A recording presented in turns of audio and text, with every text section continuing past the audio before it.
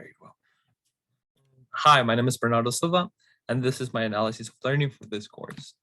So let's begin with the first question. What do you know now that you didn't know before taking this class?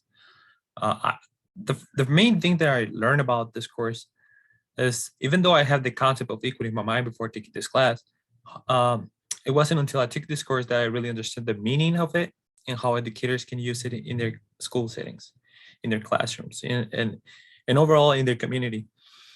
And here I have a quote from Gorski and Pothanai. Equity, on the other hand, connotates fairness, the redistribution of assets and opportunities, including access to a bias-free, supportive, actively anti-racism, anti-sexism, anti-heterosexism, anti-transphobic, anti-ableism, and anti-every other oppressed education experience. Before taking this course, my idea of a good environment and a safe environment was that equality was the priority, but this is not always the case, and we learned this throughout the course. There is times with equality will be fine in class, but there is sometimes where you have to take actions and promote equity instead. The second question is, what can you do now that you couldn't do before taking this course? Now I feel like I'm able to see small biases and inequities that I personally have and the people that is around me. It's not 100% accurate. I'm still not in that level, but I definitely know that I'm capable of doing it. I have the skills to recognize them and work my way to respond to those actions that will negatively impact my students. Also, I feel like I gained the ability to put myself in the shoes of my students and use the equity literacy framework is something that I did not know how to do it before this class. And I used to have more like an egalitarian approach in my life and philosophy. So this is something that changed. What could you teach others to know or do that you couldn't teach them to know or do before taking this course? Something that I can teach others that I find myself lately constantly talking about is the inequalities people from low-income households suffer. Because of the area where I live on, the vast majority of the community comes from a hardworking class that is mostly predominant low income. There is a lot of wrongful ideas and about those specific groups, and I constantly remind myself that students have their lives have lives outside of school, and that they're constantly facing obstacles in their lives that we as a community members and student teachers must acknowledge. Um, for example, a freshman who is not properly eating at home or not having a good quality of life will have less, it's more difficult for them to achieve the same results as a student that has a high income and whose needs are fulfilled every single day. Now, I can explain to the people how low income communities are suffering, that most of the times our large percentage of minorities are negatively affected. The rate of students who enroll in college soon after high school graduation ranged in 2017 from 48% of those in low income families to 78% of those in high income families. And this comes from a quote from Multicultural Education and Pluralistic Society book that we read throughout this course.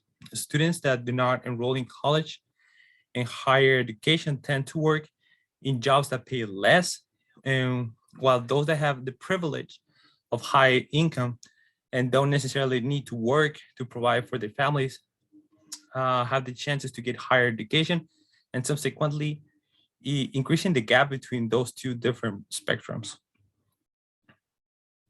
Okay.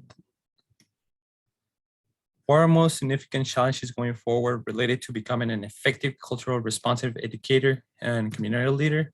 So probably the challenge that many educators face when it comes to being an effective cultural responsive educator is the opposition. Our views and beliefs and actions that we take in our classrooms and schools might be new to students and colleagues.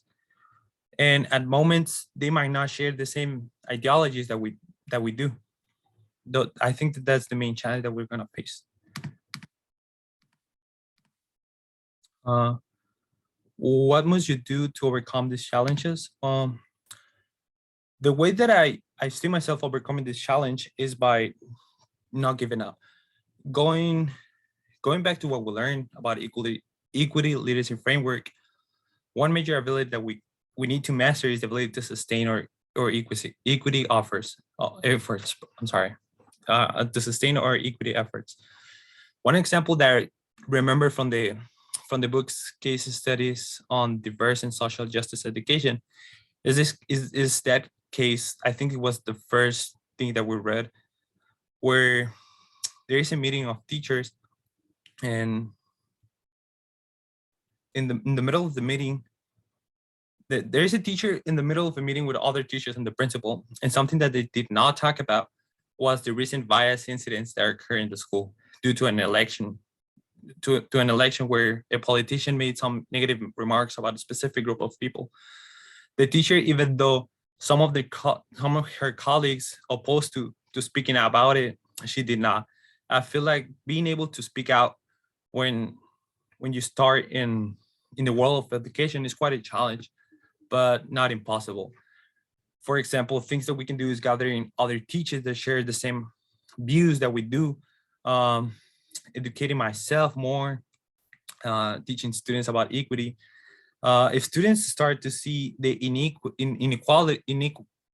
if students start to see inequities in school and in their communities, they will eventually become part of the people who is fighting against it, in my opinion. Um, the next question is, what are you committed to doing to further your knowledge, disposition, and skills related to multicultural diversity and social justice? Uh, my first commitment will be to educate myself more. I will for sure enroll in training that provides me more tools to become a more effective teacher when it comes to multicultural diversity and how to work with social justice issues. Um, Other commitment is to learn more about my community and by engaging in community activities, and especially learn from my students. In my opinion, one of the best ways to learn to work in a cultural diverse student, to work with cultural diverse students, is by learning directly from them. By forming good relationships, we learn to target their needs and accommodate to anything that they need. So those are my commitments to keep going. So those are the questions that I answer for this analysis of learning. I really enjoyed this course, and thank you for watching.